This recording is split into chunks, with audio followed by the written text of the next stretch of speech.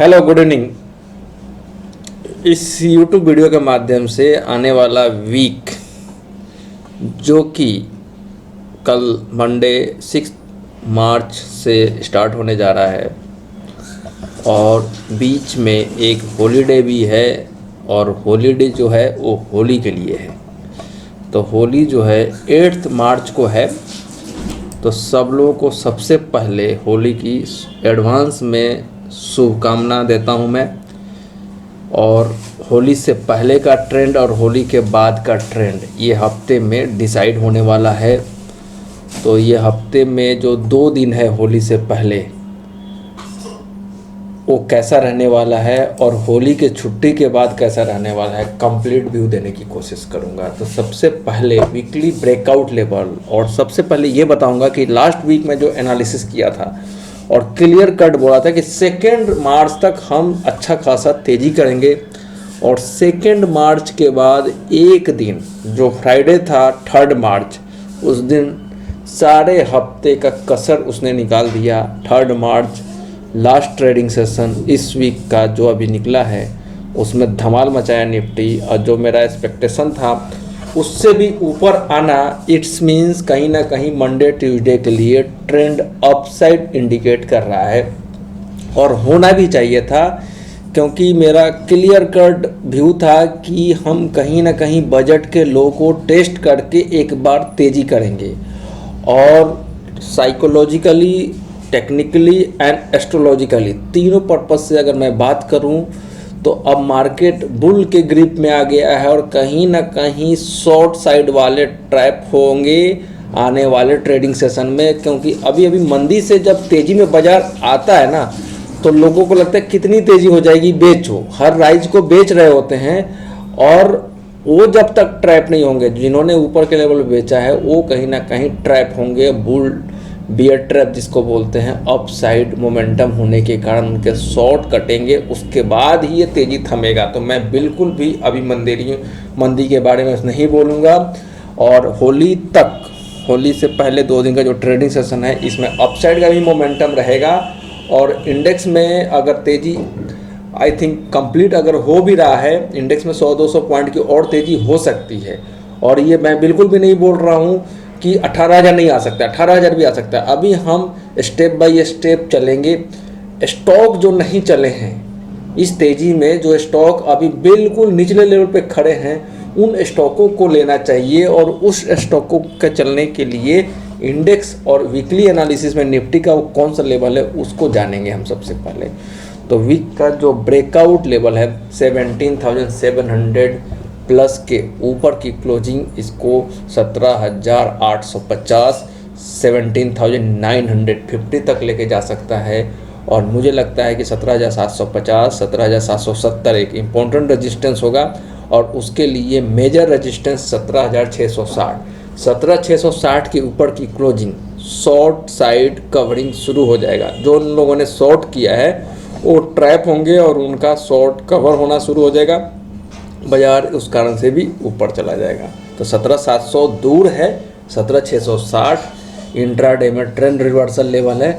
मेरे हिसाब से आ जाएगा कल, तो हम और भी तेज़ी देखेंगे, ये क्लियर हो जाएगा ट्रेंड। अब मेरे हिसाब से यहाँ पे जिसको ख़रीदना है, किसी कारणवश डिप मिलता है, तो लेवल क्या होगा लेने का, 17,490 17,490 का वो लेवल होगा, जिस लेवल को हम बाई ऑन डिप स्ट्रेटजी के तौर पे, या किसी ने ले रखा है तो उसका स्ट्रिक्ट स्टॉप लॉस जो होगा 17,490 490 का स्टॉप लॉस लगा के हम होल्ड करेंगे निफ्टी को। और जो भी लॉन्ग पोजीशन है स्टॉक स्पेसिफिक, उसको भी एक तरीके से इस इंडेक्स को देखते हुए हम बाई साइड के मोमेंटम को प्ले करेंगे। तो ये रहा निफ्टी का एनालिसिस। निफ्टी में जब तक 490 के नीचे की क्लोजिंग नहीं होती है, तब तक हम मंदी के बारे में नहीं सोचेंगे, और 17,700 17,660 के ऊपर की क्लोजिंग, इसको 17,950 तक लेके जा सकता है।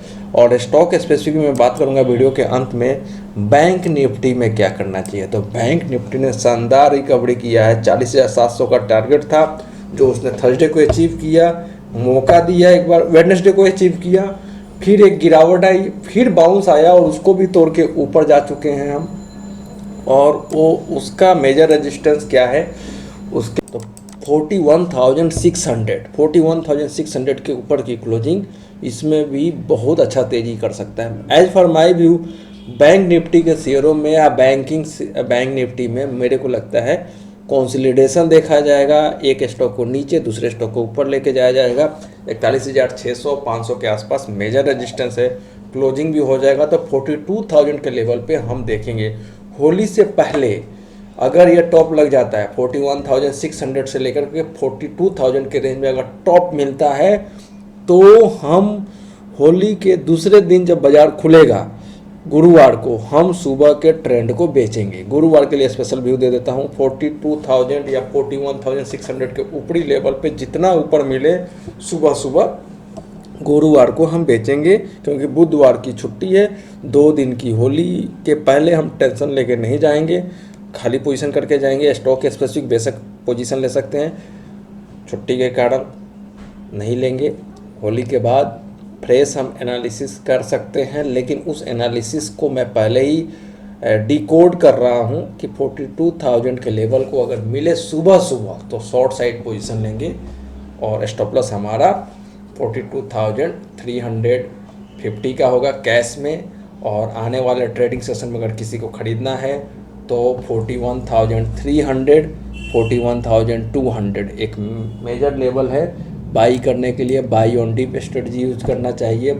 बैंक निफ्टी के बैंकिंग शेयरों को, जैसे मैंने एक्सिस बैंक बोला था, वैसा कोई स्टॉक अगर मिलता है मुझे तो मैं उसका व्यू देने की कोशिश करूंगा। बैंक ऑफ बड़ौदा अच्छा खासा मूव किया है, कोटक बैंक भी अच्छा मूव किया है, और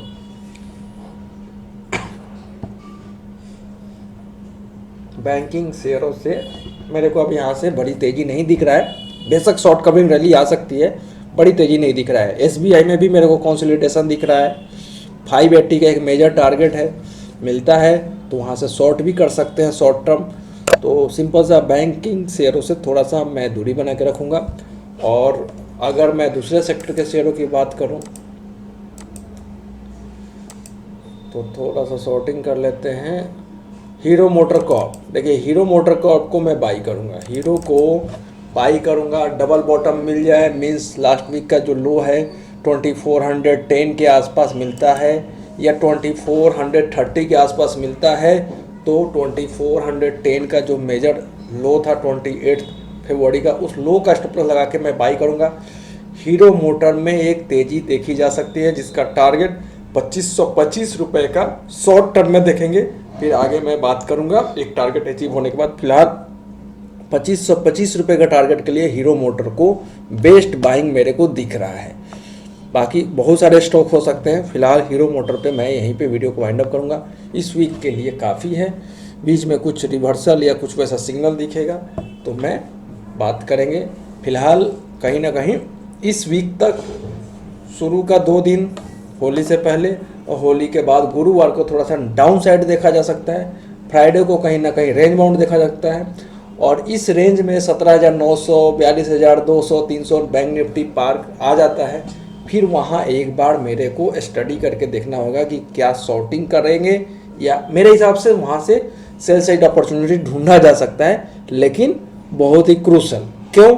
क्योंकि इंडेक्स अपना मंजिल तय कर चुका है। जिन स्टॉकों ने अभी अपनी मंजिल नहीं तय किया है उनमें कहीं ना कहीं तेज़ी आएगी।